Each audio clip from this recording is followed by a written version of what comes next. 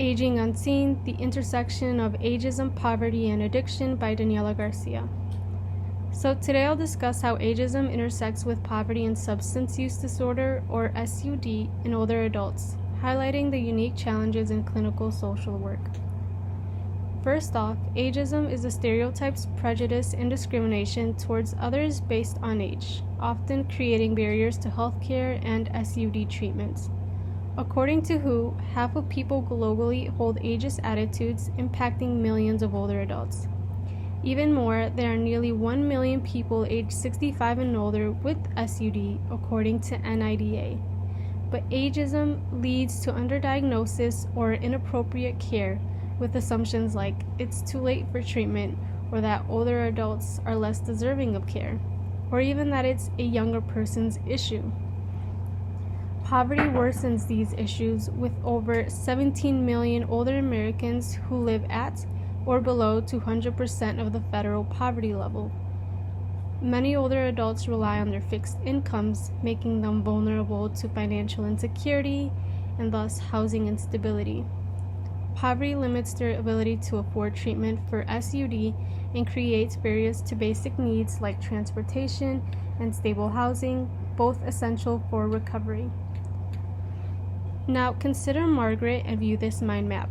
She's a 66-year-old in an intensive outpatient program for SUD. Despite her recovery efforts, Margaret struggles due to age-related discrimination in the job market, and in her past treatments, clinicians did not take into account of her older age in her treatment plan. However, after losing her job, she falls behind on rent, and now she's vulnerable to economic hardship and limiting her access to resources needed for her recovery, such as internet, because she needs Wi-Fi for her online AA meetings and access to basic needs like food, water, etc.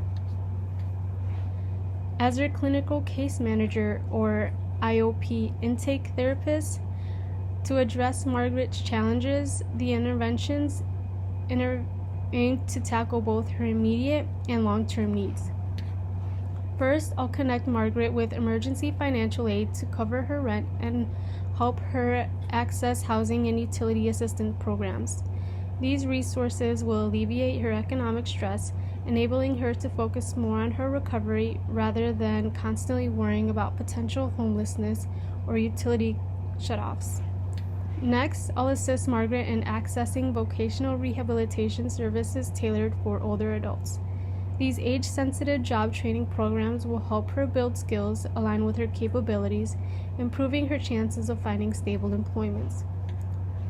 Clinically, I will integrate age-specific treatments, including age-adapted cognitive behavioral therapy, into her care plan. By helping Margaret reframe her negative thought patterns, CBT can lead to more positive coping strategies. I will also connect her with peer support groups designed for older adults, as research consistently shows that group therapy is highly effective for substance use disorder recovery.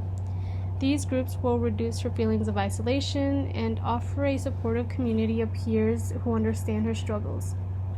Together, these interventions aim to stabilize Margaret's financial situation, provide her with more age-appropriate employment opportunities, and enhance her treatment outcomes.